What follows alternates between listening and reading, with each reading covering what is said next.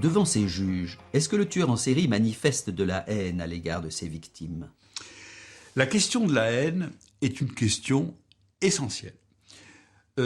La plupart des tueurs en série, enfin même tous les tueurs en série que j'ai examinés, n'éprouvaient pas de la haine. La haine est un affect chaud. La haine, si j'accepte de haïr l'autre, d'une certaine façon, je me connecte aux raisons de cette haine. Et les raisons de cette haine sont toujours de l'ordre de la détresse, de l'ordre de ce qu'on appelle dans notre jargon la déréliction. Donc, il est d'une nécessité absolue pour tous ces sujets très pervers de couper le lien entre ce qu'ils éprouvent et cette haine.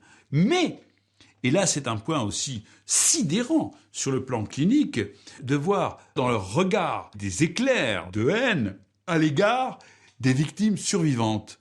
Parce que les victimes survivantes sont celles qui, par leurs déclarations, leurs témoignages, attaquent le leur, attaquent le semblant, attaquent l'édifice qu'ils ont construit et qui donnent à voir. Et donc, en quelque sorte, elles dévoilent une vérité qu'ils veulent à tout prix cacher.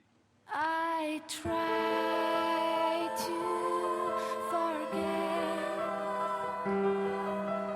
all those days full of my sadness, and you still stay. I swear I'll never ask why you've lied. Your memory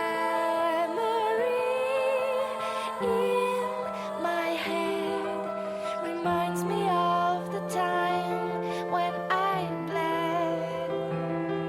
Your distant voice sounds like a ghost. It should become my obsession. Quand le verdict tombe, que se passe-t-il pour le tueur? Comment Guy Georges, par exemple, vit-il aujourd'hui sa condamnation?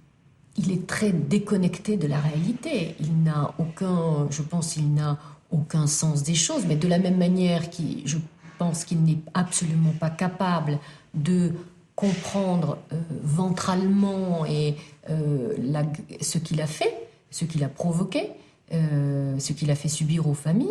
De la même manière, il n'est absolument pas capable, je pense, de réaliser qu'il a été condamné à perpétuité avec une peine de sûreté. Voilà, son sentiment, quand on lui a posé la question, parce que savoir si vous voulez faire appel, non, ça a été, le procès a été trop dur. Non, c'était la fin, voilà. Il a été soumis à des tensions extrêmes, voilà, il est allé jusqu'au bout. Oh, maintenant, non, il veut être tranquille, il veut rentrer en prison, tranquille.